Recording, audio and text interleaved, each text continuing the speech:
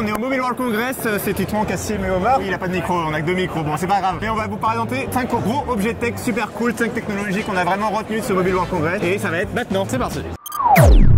Alors on a déjà fait une vidéo de prise en main du prototype de smartphone enroulable de Motorola, mais c'est pas le seul produit avec cette petite technologie dedans. D'ailleurs c'est la grosse star du salon derrière nous.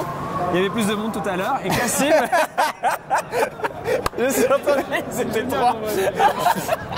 Et Cassim, lui, a pu s'en rapprocher, c'est un autre produit. Oui, c'est un produit de Lenovo, bon c'est la même marque en fait quand tu t'y penches un peu. C'est aussi un écran enroulable, mais cette fois dans un PC portable. Ça permet vraiment, l'écran se glisse sous le clavier ou se déglisse selon qu'on a envie d'avoir un énorme écran devant nous. Voilà, ça va être super pratique pour vraiment lire du web, travailler, etc. Ou alors si on veut un petit format PC portable, hop, ça revient, hop, sous l'écran et c'est super pratique quoi. Mais il monte comme ça, vraiment, c'est vraiment très vertical en fait comme format. C'est vrai que c'est... Du coup, tu as 2 écrans superposés en fait. Ouais, c'est ça, c'est pour scroller, pour pouvoir lire peut-être des trucs, mais peut-être pas de temps pour produire, je sais pas, ça peut... Pour lire les tests de Geoffroy par exemple.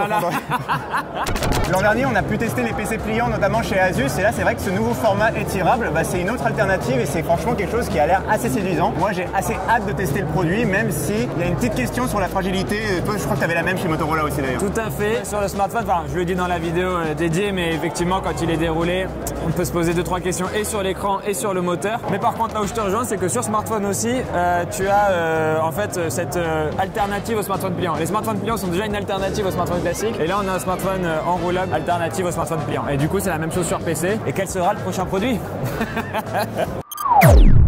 Bon alors Cassim, qu'est-ce qu'on est venu voir sur ce stand? Alors moi tu sais au Mobile World Congress on a vu plein de trucs qui sont bluffants, les lunettes, les machins et tout ça, mais moi j'ai envie de parler d'un truc qui va vraiment changer la vie des gens. D'accord. Et ça c'est un produit d'accessibilité, c'est un produit pour les personnes en situation malvoyante en fait tout simplement. Et ça concerne quand même des millions de gens dans le monde. Et ça va leur permettre de rendre le sport plus accessible, le foot en l'occurrence. Le foot ça nous connaît en France et c'est une technologie française donc ça tombe bien. Oui, parce qu'on est sur le stand Orange, c'est ça? Exactement, on est sur le stand Orange. Et pourquoi on est sur le stand Orange? Parce que pour faire un suivi d'un match de foot en temps réel, il va falloir des données, il va falloir de la 5G, il va falloir du cloud. Et tout ça va permettre de vraiment analyser le ballon en temps réel et avoir ce suivi après pour la personne sur cette tablette tout simplement. Alors comment ça marche? Du coup là je vois qu'il y a un ballon qui bouge, oui. C'est le match qu'on voit derrière, c'est le match qu'on voit derrière. Et alors comment ça, tu mets tes mains où? Enfin qu'est-ce qui se passe? Du coup ça va te faire suivre, si tu es malvoyant ça va te permettre de suivre le match en temps réel et en plus tu vas avoir, ici on voit le port jack, tu vas avoir une audio description en fait en temps réel automatique. Faut savoir que l'audio description en fait ça demande pour l'instant des personnes humaines et ça demande quand même un certain coût dans les stades etc. Là ça va permettre de faire quelque chose de complètement automatisé et donc de rendre le truc beaucoup plus facile et accessible en fait. Donc tu vas avoir ça à disponibilité dans les stades si du coup par exemple les clubs etc. Voilà. Donc c'est assez cool et ça va arriver vraiment là dans les mois à venir, dans les années à venir je pense que ce soit pour le football ici c'est ce qu'on présente mais il y a aussi les Jeux Olympiques l'an prochain et la startup est déjà partenaire justement des Jeux Olympiques donc ça va être très cool. Mais dis-moi Jamy, pourquoi y a-t-il un satellite au-dessus de nous? Eh ben c'est très simple Omar, il est là pour contextualiser ce petit objet qu'on a là. Plus sérieusement, si vous n'avez pas d'iPhone et que vous voulez appeler à l'aide avec un satellite, eh ben vous ne pouvez pas le faire actuellement, c'est impossible. Avec ce petit objet, si vous avez un téléphone Android, il vous suffit de le connecter en Bluetooth et hop vous appuyez sur SOS et vous pouvez appeler à l'aide.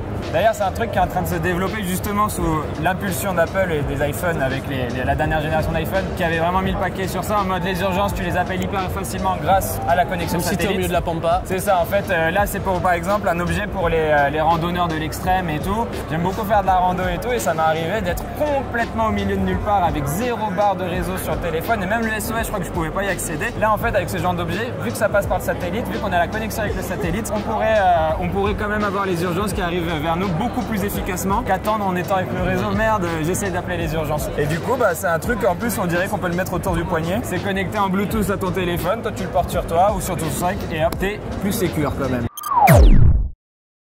Bonjour, excusez-moi, vous savez où Omar? Je te donne ça parce qu'en fait ce masque plutôt flippant mais ultra réaliste, c'est surtout en fait une manière plutôt bien pensée de montrer toute la puissance de cette toute petite puce. Donc en fait on est attiré par ça et c'est ça qui est intéressant. Et je vous explique pourquoi. On est au stand de Trinamic, c'est une entreprise allemande qui a 2 choses intéressantes en fait mais toutes orientées sur la reconnaissance faciale. Le premier truc intéressant en fait c'est grâce à cette puce que tu intègres sous l'écran d'un smartphone en fait, tu fais en sorte que la reconnaissance faciale de ton smartphone elle puisse détecter la peau humaine. Donc un truc même aussi réaliste que ça ne va pas réussir à le tromper, il faut vraiment de la peau humaine parce que grâce à cette puce et du coup les algorithmes intelligents qu'il y a derrière, bam, on sait que c'est la peau de Titan et pas ma peau à moi par exemple. Mais du coup, c'est quelque chose qu'on va retrouver sur nos smartphones bientôt ou comment ça marche? Alors déjà sur les smartphones bientôt parce qu'il m'a dit qu'il y avait une marque de smartphone qui allait intégrer cette puce dès l'année prochaine en 2024. Mais aussi en plus, c'est une technologie qu'on va retrouver dans la voiture.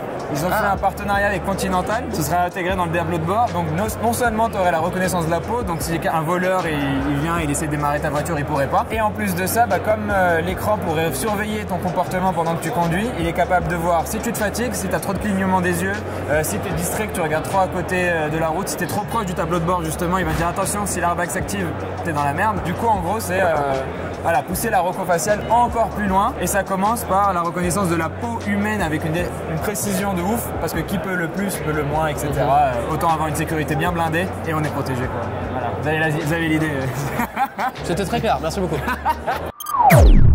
Et on se retrouve sur le stand Xiaomi pour découvrir une des vraies tendances de cette année sur le MWC 2023. Ce sont les lunettes connectées. Xiaomi a sorti un nouveau modèle qui a un nom assez imprononçable. Ça s'appelle les Xiaomi Wireless AR Smart Glass Discovery Edition. Alors faut un peu s'accrocher pour le dire, mais franchement on a trouvé la démo plutôt intéressante, plutôt convaincante. Ce qu'il faut comprendre avec ces lunettes, c'est qu'elles ont un truc particulier, c'est qu'elles sont sans fil. Là, pendant la démonstration, celle qui présentait, elle se baladait dans toute la salle, il n'y avait vraiment pas de latence, ça avait l'air de très bien fonctionner. L'autre petit truc intéressant, c'est qu'il y a deux couches sur ces lunettes. Il y a une première couche assez épaisse qui abrite en fait un écran micro OLED. Donc en fait, c'est de l'OLED miniaturisé tout simplement. Et derrière, une vitre de lunettes, tout ce qu'il y a de plus classique. En plus de ça, on remarquera qu'il y a deux capteurs à l'avant des lunettes qui permettent de lire en permanence ce que vous êtes en train de faire, de analyser vos gestes, pouvoir faire des trucs intéressants comme par exemple éteindre la lumière de loin, comme par exemple faire défiler comme ça dans l'espace des petites pages internet, pouvoir lire, scroller, etc. En fait, faire tout ce qu'on fait déjà avec une souris, mais dans l'air. C'est encore au stade de concept, c'est pas encore fini, mais on sent qu'on se rapproche petit à petit de quelque chose qui ressemble à un objet qu'on pourrait utiliser dans la vie de tous les jours. On a vu aussi une démo assez rigolote d'un jeu tout simplement, où le type qui jouait, il avait un char posé sur la table qui était devant nous, et lui il voyait des petits bonhommes qui essayaient d'attaquer le char, il leur tirait dessus, et pareil, on imagine bien tous les jeux qu'on pourrait avoir sur ce genre d'appareil si demain ça venait à devenir quelque chose de grand public. Parce que pour l'instant, le problème des lunettes à réalité augmentée, c'est ça, c'est que ça reste des concepts qu'on voit en salon, qui sont assez cool, assez sympas, mais on peut pas encore les acheter, et c'est le cas aussi de ces lunettes Xiaomi. Un autre petit défaut qu'on peut signaler comme ça, c'est que ça donne une tête un petit peu, pas génial. On se voit pas forcément sortir avec ça dans la rue encore, c'est encore un peu lourd avec le gros écran micro OLED, là ça fait une tête pas possible. Voilà, on sent que c'est pas encore totalement au point, et c'est sûrement pour ça d'ailleurs que Xiaomi ne le sort pas. On sent aussi que Xiaomi sent que les Apple Glass commencent à faire de plus en plus de bruit dans les rumeurs, et ils essaient de se placer avant qu'Apple vienne tout casser et sortir un produit grand public peut-être. En fait, ce qu'essaie de faire Xiaomi aussi, c'est une démo technique, de montrer qu'ils savent faire plein de trucs autour de cette technologie. Par exemple, il y a une latence très faible de 3 millisecondes quand c'est connecté à un téléphone, ou de 50 millisecondes quand on essaie d'imiter ce qu'on peut avoir avec un câble. C'est encore beaucoup, 50 millisecondes, mais ça commence à être assez impressionnant. La luminosité aussi a été assez mise en avant, on peut monter jusqu'à 1200 nits. La légèreté aussi des matériaux qui ont été utilisés, vu que les lunettes elles pèsent que 126 grammes, le but c'est quand même que sur le nez ça soit pas un truc qui fasse mal au nez quoi, tout simplement, qu'on n'ait pas du mal à porter pendant des heures. On n'a pas essayé les lunettes nous-mêmes, mais d'après Xiaomi, ils ont aussi énormément travaillé sur le confort de visionnage pour que ce que vous voyez dans les lunettes s'aligne parfaitement avec ce que vous voyez à l'extérieur, et pour pas qu'il y ait de gêne quand vous les portez, et que ce soit le plus naturel possible. Merci à tous d'avoir suivi cette vidéo, on espère que ce top vous aura plu. Si vous avez encore envie d'un peu plus de MWC, écoutez, on a fait plein de vidéos sur TikTok, on vous invite à aller voir ça, à vous abonner évidemment. À bientôt pour d'autres commentaires sur la tech, et abonnez-vous bien sûr, et allez lire tous nos articles. Les réseaux sociaux, tout ça, tu connais hein. Allez, ciao, salut.